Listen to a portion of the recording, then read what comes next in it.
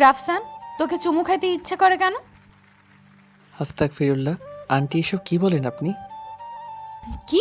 আমি তোর আন্টি লাগি? হারামি, কাছে আয়। না, কাছে যাব না।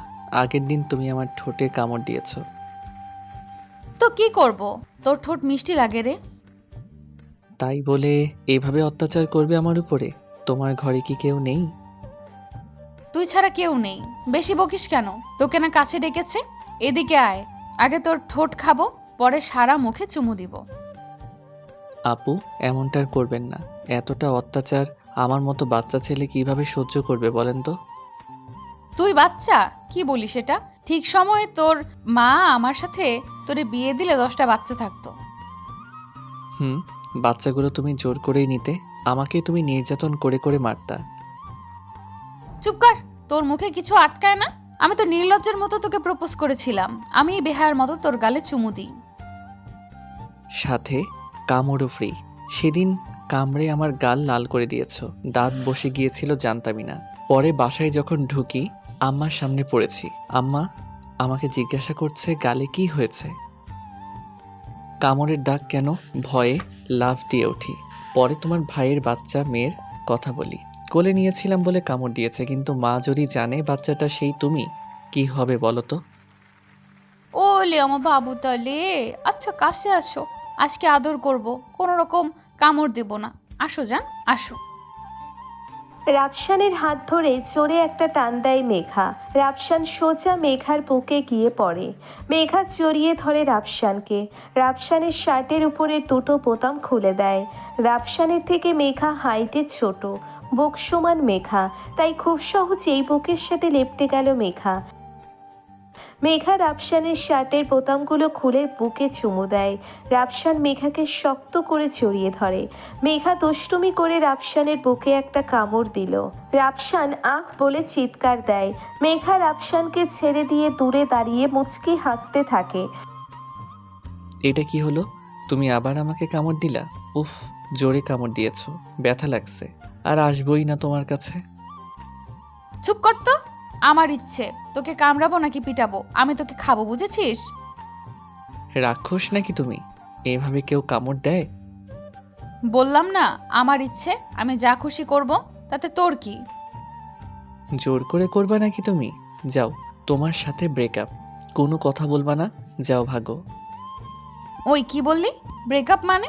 তোর এত সাহস কে দিয়েছে আমার সাথে ব্রেকআপ করার? তোকে যে কি করব আমি!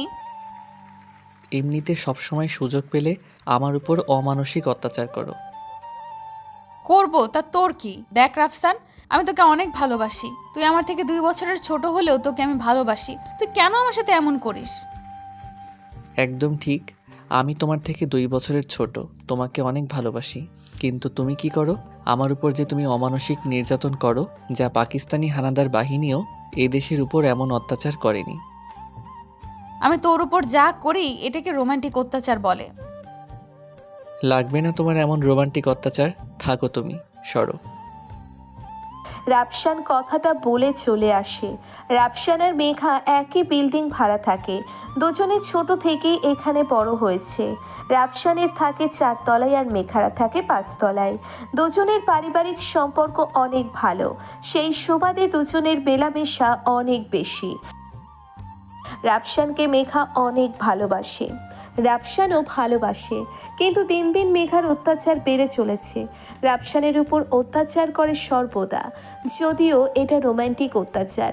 তারপরও রাফসান এগুলোতে বিরক্ত। পরের দিন সকালে বৃষ্টি পড়ছে। রাফসান ঘুমোচ্ছে বেশ আরাম করে। হঠাৎ রাফসান অনুভব করে ওর চাদরের ভিতরে কে যেন এসে তার বুকে মাথা রেখে শুয়ে আছে, আর খালি বুকে সেই ব্যক্তি চিপ দিয়ে স্পর্শ করছে। রাফসানের ঘুম ভাঙে, বুঝে যায় ওর চাদরের ভিতরে কে এসেছে। কারণ মেঘা ছাড়া কেউ এত সকালে ওর রুমে আসবে না। মেঘার হাত রাফসানের সারা গায়ে ঘুরে বেড়াচ্ছে। রাফসান লাফ দিয়ে উঠল। মেঘা আপু, তুমি এখানে? আম্মু দেখলে লাথি মেরে গাড়ি থেকে বের করে দেবে। এখনই তুমি আমার রুম থেকে যাও। কেউ কিছু বলবে না। তোর মায়ের থেকে অনুমতি নিয়েই এখানে এসেছি। চুপচাপ শুয়ে থাক, আমাকে একটু আদর করতে দে। তোর বুকে মাথা রেখে থাকতে বেশ ভালো লাগছে। আবার শুরু করছো? এখন যদি আম্মু এসে যায় কি হবে? আমি আর ঘুমাবো না, উঠবো। তাহলে চল বাইরে যাব। এই বৃষ্টির মধ্যে বাহিরে কেন যাব? তুমি কি পাগল হয়ে গিয়েছো? হ্যাঁ, বাইরে যাব। এক ছাতার নিচে দুজন হাঁটবো। চল এক্ষুনি। না, ভিজবো না, আমার জ্বর আসবে। তোর মাকে বলবো তুই আমার সাথে আকাম করছিস। আমাকে প্রপোজ করে এখন তুই কি সব করতে চাস? যাবি কিনা বল। না না, আম্মুকে বলো না কিছু, চলো যাই। এরপর ওরা দুজনে বের হয়। একটা ছাতা নেয় মেঘা। রাফসানকে এক হাত দিয়ে জড়িয়ে ধরে মাঝে মধ্যে মেঘা রাফসানের কাঁধে মাথা রাখছে। খুব ধীর গতিতে হেঁটে যাচ্ছে দুজন। রাফসান সাদা টি শার্টের সাথে কালো প্যান্ট পরেছে আর মেঘা পরেছে সাদা রঙের ড্রেস। দুজনে পাড়াতে বেস্ট কাপল নামে পরিচিত। বৃষ্টি হচ্ছে, এক ছাতার নিচে দুজন মানুষ হেঁটে যাচ্ছে। মেঘা রাফসানের কাঁধে মাথা রেখে চোখ বন্ধ করলো। এত সকালে আমাকে ঘুম থেকে টেনে না আনলেও পারতে আপু। তুই দিন দিন আনরোমান্টিক হয়ে যাচ্ছিস। আনরোমান্টিকই ভালো, কষ্ট কম পেতে হয়। তোমার জন্য এখন বৃষ্টির ভিতরে এসে ভিজে যাচ্ছি, ভালো লাগে না। দিন দিন তোমার অত্যাচার বেড়েই চলেছে। তোর কি বিরক্ত লাগে এইসবে? লাগে। চুপ থাক, বিরক্ত হলে আরো করব। বেশি বকিস তোরা। ছাতা আমার হাতে দে। নাও তোমার ছাতা। খেলার মাঠের দিকে চল। সেখানে গেলেই বুঝবি। দুজন আসে সেখানে। খেলার মাঠে আসতেই একটু জোরে হাওয়া আসতে শুরু করে। মেঘা তার হাত থেকে ছাতাটা ফেলে দেয়। ছাতাটা উড়ে চলে যায় অনেক দূরে। রাফসান রেগে বলে, আপু এটা কি করলা? ভিজে যাবো তো এবার পুরোটা। ভেজার জন্য তো এসেছি, দুজনেই ভিজবো এখন। তুমি যে কি করো, এই সকালে ঠান্ডা বৃষ্টিতে তুমি ভিজতে নিয়ে আসলে। ভালোবাসায় যদি একটু পাগলামি না থাকে সেটা জমে নাকি? আয় আমার সাথে। আর আমাকে আপু বলিস কেন? তুমি আমাকে তুই করে বলো কেন? সেজন্য আপু বলি। আচ্ছা, আজ থেকে তুমি করে বলবো। এখন আমাকে জড়িয়ে ধরো। এখানে এই ফাঁকা জায়গাতে? হ্যাঁ, এইখানেই জড়িয়ে ধরো বলছি। কেউ যদি দেখে ফেলে? এখানে না। জড়িয়ে ধর হারামি, এখনই ধর।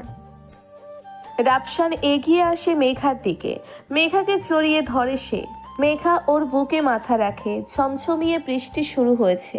দুজন মানুষ খোলা আকাশের নিচে দাঁড়িয়ে আছে, একে অপরকে শক্ত করে জড়িয়ে ধরে আছে।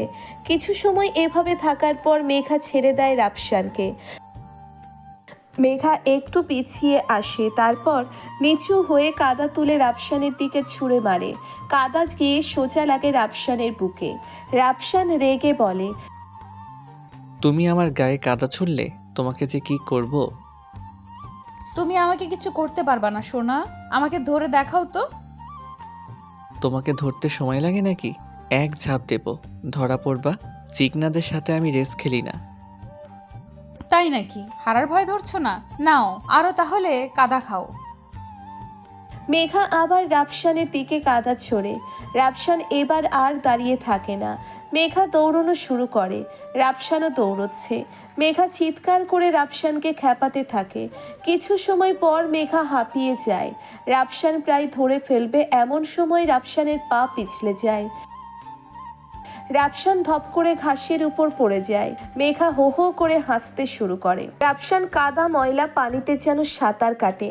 এটা দেখে মেঘা আরও আসতে থাকে। রাফসান কোনো রকমে উঠে দাঁড়ায়। মেঘা আবার দৌড়ানো শুরু করে।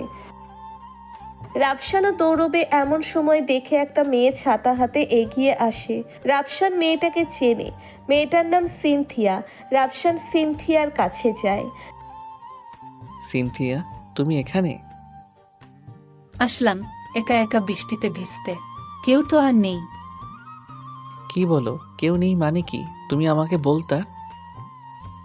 আমার জন্য কি তোমার সময় আছে নাকি? আরে কেন নেই, আসো ভিজি। দাঁড়াও, তোমার চোখের উপরে কাদা, এখনই চোখে যাবে, মুছে দিই। সিনথিয়া তার ওড়না দিয়ে রাফসানের চোখের উপর থেকে কাদা মুছতে থাকে।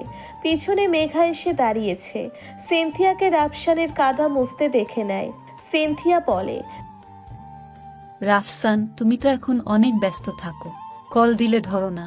আগে আমরা কত সময় কাটাতাম, আজকাল আমাকে ভুলেও গেলা। আরে না, তুমি ডাকলে আমি হাজির তো। আচ্ছা সরি, চলো ভিজি। আচ্ছা চলো।